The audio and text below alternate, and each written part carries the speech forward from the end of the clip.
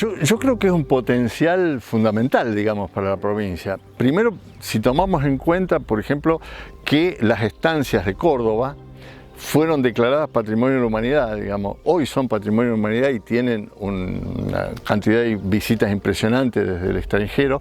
Es decir, esta estancia estaba dentro del mismo sistema, con una ventaja adicional. Las estancias de Córdoba, allá por 1950, fueron reconstruidas a nuevo todas, digamos. Son todas reconstrucciones. Nosotros tenemos, quizás la vamos a ver un poco más caída y todo, pero tenemos lo original. Que eso es una ventaja importantísima porque nos permite estudiar, pero el turista hoy está ávido de tener esa relación con la cultura del lugar. Y evidentemente hoy toda la cultura jesuítica es importantísima, si tomamos en cuenta que el Papa es jesuita, con más razón, digamos. Pero además hay una cosa que a mí me llamó la atención mucho. Ahora en enero se hace el FITUR, creo que se llama, la Feria Internacional de Turismo en Madrid, y la Argentina presenta como proyecto el camino de los jesuitas a consideración internacional. Y La Rioja quedó afuera. Es decir, todas las provincias fueron presentando lo que tenían de los jesuitas, y nosotros que tenemos una estancia es palabra mayor, porque los jesuitas tenían distinta escala, tenían colegios, tenían misiones, tenían estancias y tenían corrales y aguadas y otra serie de cosas. Nosotros tenemos una estancia y nadie le dio importancia, digamos, o sea, ni siquiera lo presentamos internacionalmente como parte de ese camino de los jesuitas que digo para demostrar, digamos, la importancia que tienen los jesuitas en la propuesta turística. El país va a presentar el legado jesuítico, nosotros quedamos afuera y lo tenemos.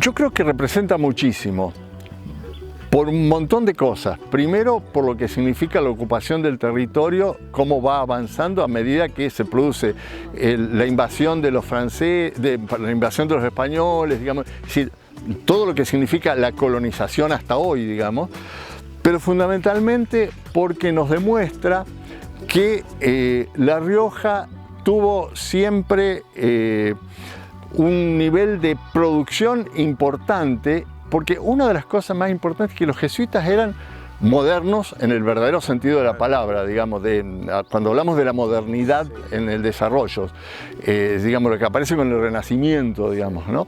Donde el concepto de la producción es totalmente distinto. Hay un concepto de la producción que apunta al capitalismo, y eso es muy notorio acá, como mientras los conquistadores lo único que hacen es explotar la mano de obra indígena hasta el punto de exterminarla, de que se termina muriendo, los jesuitas preservan la mano de obra y tratan de enseñarles a trabajar con metodología industrial muy buena. Acá nosotros encontramos, por ejemplo, un horno de fabricación de tejas que es lo más moderno que había en el mundo, digamos, en ese momento.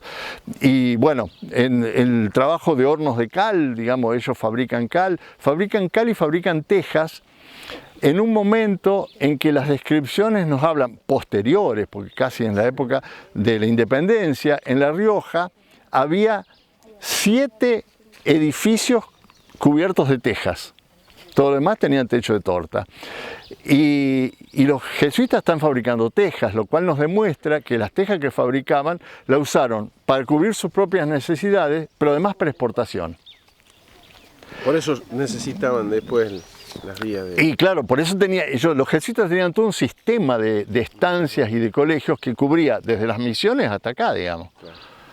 Catamarca, Tucumán, Córdoba, bueno, lo que son las estancias de Córdoba las conocemos todos porque son patrimonio de la humanidad hoy, digamos. Es decir, el sistema de comercialización jesuítico era de avanzada y el sistema de fabricación también. O sea, la calidad de fabricación de los productos jesuíticos era impresionante. Y ellos en general se especializaban por estancias.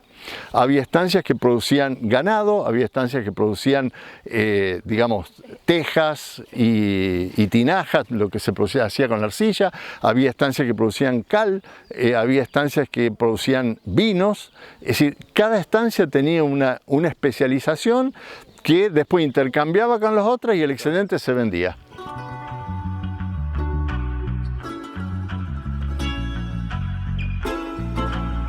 Y nos vamos a encontrar, por ejemplo, con una demostración muy importante del manejo del agua. Por ejemplo, aquí, seguramente lo vamos a ver ahora, es decir, los jesuitas tenían distintos sistemas de almacenamiento de agua, lo que llamaban tajamar, embalses, diques, digamos, como para que nos entendamos, que cubría las necesidades para riego, pero además las necesidades para la fabricación.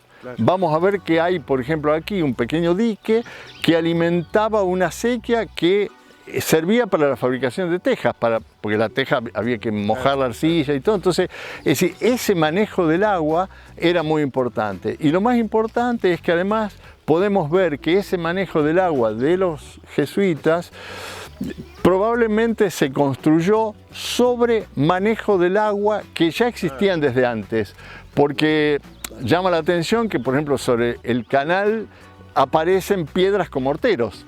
A la orilla del canal, que obviamente el canal es muy posterior, pero sin embargo los morteros, digamos, por algo están al lado, es porque debe haber habido una sequía previa que los jesuitas lo que hicieron es arreglarla, modernizarla, mejorarla, pero todo el sistema de agua, lo cual demuestra el ingenio y que en realidad no es que siempre fuimos subdesarrollados, digamos, y que no teníamos posibilidades, sino que siempre se lo usó, digamos.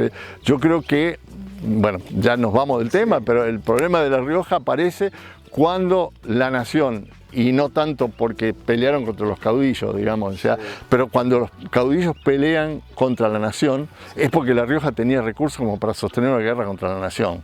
No éramos tan pobres, primero de todo. Y segundo, La Rioja sufre dos momentos muy críticos en su desarrollo, que es primero, todo el sistema productivo de La Rioja, incluso de las misiones jesuíticas, está destinado a proveer a las minas de Potosí, es decir, el norte grande, digamos. Cuando se pierde el norte, digamos, y se establece el límite en Jujuy, en Salta Jujuy, digamos, se pierde toda la producción. La Rioja se la ingenia para cambiar de nuevo todo su sistema y volcarse a Chile y empezar a proveerle a Chile, que tenía un desarrollo minero muy importante y produce mulas, produce bueyes, digamos, es decir, sobre todo producción de carne para Chile, y de allí se incorpora tecnología y se incorpora digamos, elementos suntuarios, digamos, se traen muebles, se trae vajilla, digamos, lo que más o menos todos los riojanos conocemos, ¿no? Pero eso se vuelve a cortar en 1880, cuando la nación decide establecer con Chile límites y que toda la salida sea por Buenos Aires. Entonces, la situación de La Rioja con Buenos Aires lo hace inviable, digamos, ¿no? Y eso lo dice Viallet Macé, por ejemplo, al principio del siglo XX, cuando él dice, mientras La Rioja siga en estas condiciones, es una provincia inviable, dice Viallet Macé. Y le echa la culpa no a La Rioja como territorio, sino a las élites de La Rioja, a las grandes familias de La Rioja, que están comprometidas justamente con Buenos Aires. Y sobre todo a las familias del oeste, ¿no?